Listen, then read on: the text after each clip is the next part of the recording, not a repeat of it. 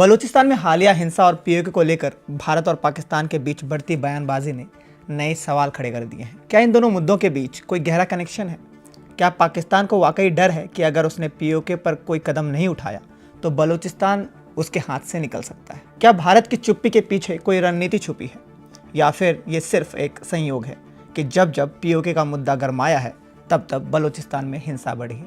2016 में प्रधानमंत्री नरेंद्र मोदी ने अपने स्वतंत्रता दिवस भाषण में पहली बार बलूचिस्तान का जिक्र किया था। यह पहली बार था कि जब किसी भारतीय प्रधानमंत्री ने बलूचिस्तान के मसले पर खुलकर बात की थी।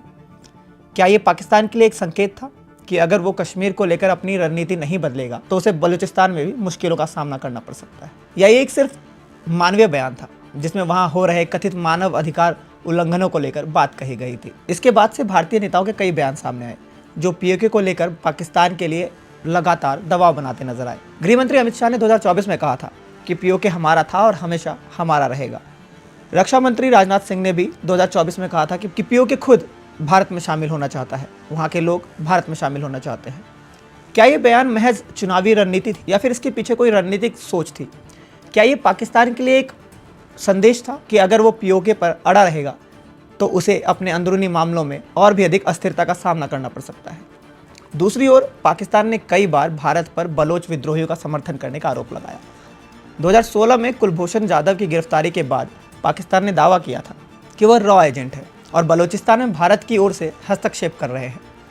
भारत ने इस दावे को खारिज करते हुए कहा कि जाधव को ईरान से अगवा किया गया था। यह मामला अंतर्राष्ट्रीय स्तर पर गया और भारत ने इसे अंतर्राष्ट्रीय न्यायालय में भी चुनौती दी।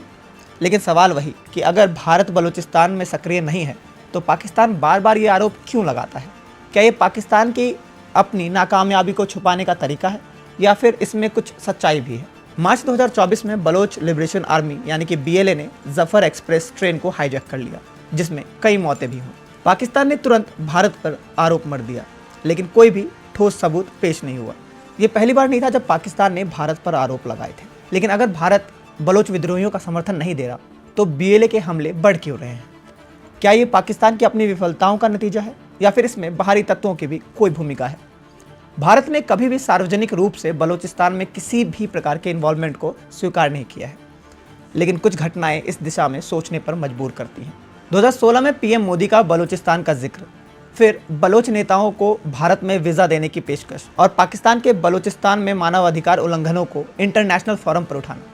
क्या ये सिर्फ एक कूटनीतिक चाल है या फिर इसके पीछे एक लंबी रणनीति छुपी हुई है? इस पूरे घटनाक्रम में चीन भी एक अहम खिलाड़ी है। सीपेक यानी कि China Pakistan economic corridor Balochistan से होकर गुजरता है और ये वही प्रोजेक्ट है जो चाइना और पाकिस्तान दोनों के लिए काफ़ी अहम प्रोजेक्ट है। अगर बलूचिस्तान में अस्थिरता होती है तो इसका असर सीधा सीपेक पर पड़ेगा। क्या ये भी एक कारण हो सकता है कि बलूचिस्तान का मुद्दा बार बार गरमाया जाता है? क्या भारत के लिए एक ये अवसर हो सकता है कि वह पाकिस्तान को अंदर से कमज़ोर करे और उसके रणनीतिक साझेदार चीन को भी मुश्किल में डाल दे? अब इन सवालों के जवाब फिलहाल कोई स्पष्ट नहीं है। अगर भारत सच में बलूचिस्तान में किसी भी प्रकार की गतिविधियों में शामिल है तो इसका सबूत अभी तक सामने क्यों नहीं आया?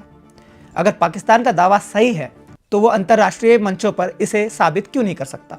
और अगर भारत बलूचिस्तान को लेकर गंभीर नहीं है तो फिर हमारे नेता बार बार इस मुद्दे को क्यों उठाते हैं? क्या पाकिस्तान सच में पीओके को लेकर कुछ बड़ा फैसला लेने को मजबूर हो सकता है? क्या बलूचिस्तान में बढ़ती हिंसा और पीओके को लेकर भारत का आक्रामक रुख एक दूसरे से जुड़े हुए हैं, या फिर ये सिर्फ एक संयोग है कि जब जब पीओके का मुद्दा जोर पकड़ता है तब तब बलूचिस्तान में तनाव बढ़ जाता है? अभी इन सब सवालों के जवाब मिलना हमें काफ़ी मुश्किल है, लेकिन इतना ज़रूर है कि आने वाले दिनों में ये मुद्दे और भी ज़्यादा गरमाने वाले हैं। क्या पाकिस्तान अपने अंदरूनी हालात को संभाल पाएगा या फिर ये किसी बड़े बदलाव की शुरुआत है? क्या हमें फिर से एक नया देश यानी कि बलूचिस्तान मिलेगा? ये सब अभी वक्त के हवाले है।